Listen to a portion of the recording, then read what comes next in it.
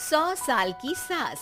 अरे मम्मी जी, थोड़ा उम्र के हिसाब से काम किया करो। कहीं कुछ हो गया तो लोग बोलेंगे बहू ने बूढ़ी सास का ध्यान नहीं रखा। बहू, तुम भी थोड़ा कम और धीरे बोला करो। कहीं चिल्लाते हुए कभी कुछ हो गया तो वही लोग बोलेंगे 100 साल की सास भली चंगी बैठी है और बहू बेचारी चलती बनी। वैसे मम्मी जी, दादी बिल्कुल ठीक बोल रही हैं। हैं? क्या ठीक बोल रही है? वो जो कुछ भी बोले वो सास है, पर तुम क्यों बोल रही हो? बहू होकर सास से जुबान लड़ाओगी क्या? ऐसा बोलते हुए निर्मला को धसका उठ जाता है। कहा था ना, मत चिल्ला मत चिल्ला। तुझे बिना सास और बहू से जुबान लड़ाए बिना शांति नहीं मिलती। अरे माँ, दादी की बात सुन लिया करो, तुम्हारे भले के लिए बोलती है ना। अरे कोई भला नहीं, इन्हें बस मुझे परेशान और शो ऑफ करने का शौक है। हाँ। चल झूठी। इस परिवार में 3 पीढ़ी की औरतें रहती है, जिनका हर समय कोई ना कोई अलग ड्रामा चलता ही रहता है, जिससे और किसी का पता नहीं, लेकिन सूरज बहुत परेशान रहता है। माँ, पियाली और दादी, आप तीनों के पास एक दूसरे को सास बहू वाले ताने देने के अलावा कुछ काम हो या नहीं, पर मेरे पास जरूर है। इसीलिए पियाली, जरा लंच ले आओ, मुझे ऑफिस भी जाना होता है। इस पर पियाली सूरज को लंच देती है और वो ऑफिस चला जाता है, जिसके बाद तीनों एक बार फिर अपनी बातों या कह लो कि नोक-झोंक में लग जाती हैं। इसी में दिन बीत जाता है। रात को सूरज के साथ उसके दोस्त भी खाने पर आते हैं। पियाली, मेरे कुछ दोस्त आए हैं। सॉरी, अचानक प्लान बना तो बता नहीं पाया। तुम जल्दी से डिनर बना दो ना। अरे वाह रे आलसी माँ की आलसी बेटी, पहले बिना बताए दोस्तों को घर ले आओ, फिर बोलो जल्दी से डिनर बना दो। इतनी जल्दी है तो खुद बना लो। अरे माता, सब बाद में दिखा देना, अभी खाना बना दो ना प्लीज।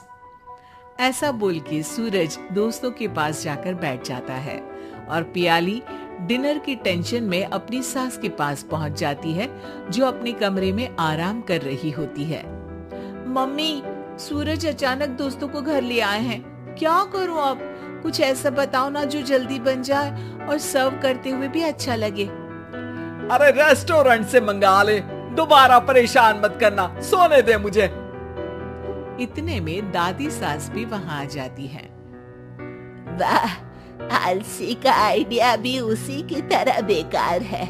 कोरोना में बाहर से खाना मंगाएंगे। बहू, तुम सो ही जाओ, वही काम अच्छे से कर सकती हो। चल पियाली, मैं बताती हूँ क्या करना है। इस पर दादी सास पियाली के साथ मिलकर सारे मेहमानों के लिए खाना बनाती है, जिससे उन्हें ज्यादा मेहनत भी नहीं करनी पड़ती और सबका पेट भी भर जाता है।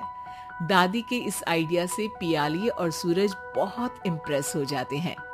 दादी, क्या यही खाना आपकी इस उम्र में इतना एक्टिव रहने और एंडलेस लाइफ का राज है? वैसे दादी ने आज तक राज किसी को बताया नहीं।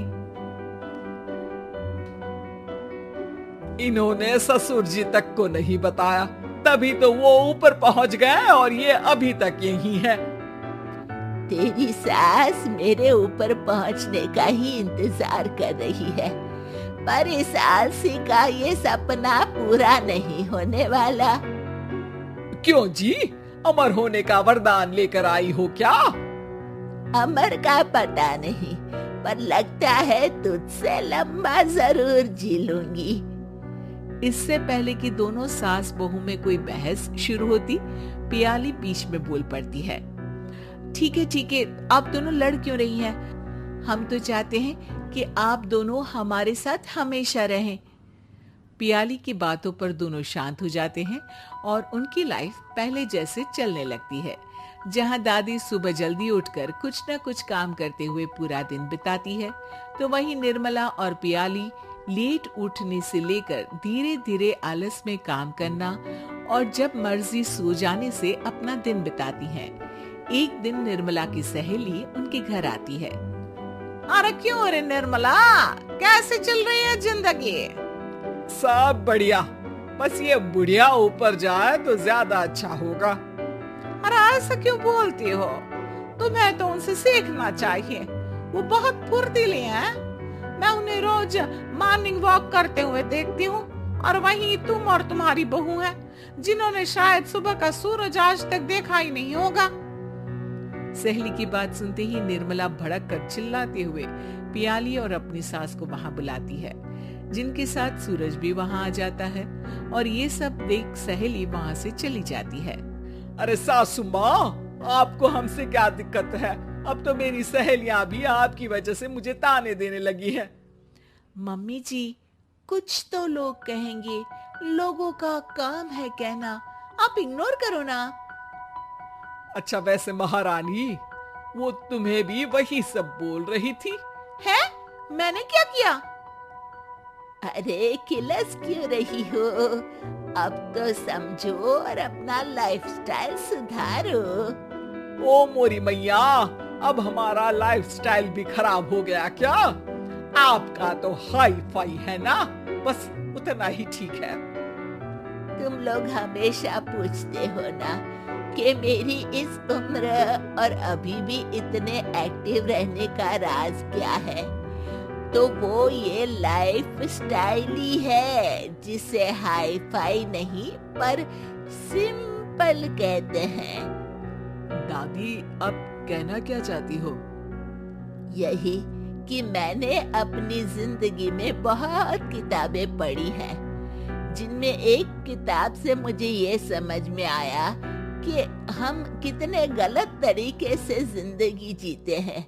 उसी के बाद मैंने एक अच्छे जीवन के लिए इकिगाई रूल अपनाया, जिसका मकसद तो सिर्फ अच्छा जीवन जीना था। इतना लंबा कैसे जी गई, मुझे खुद अचंभा होता है। ओह, तो मतलब आप मुझे परेशान नहीं करती थी? वो तो आप करती हैं। वैसे ये इकिगाई क्या है?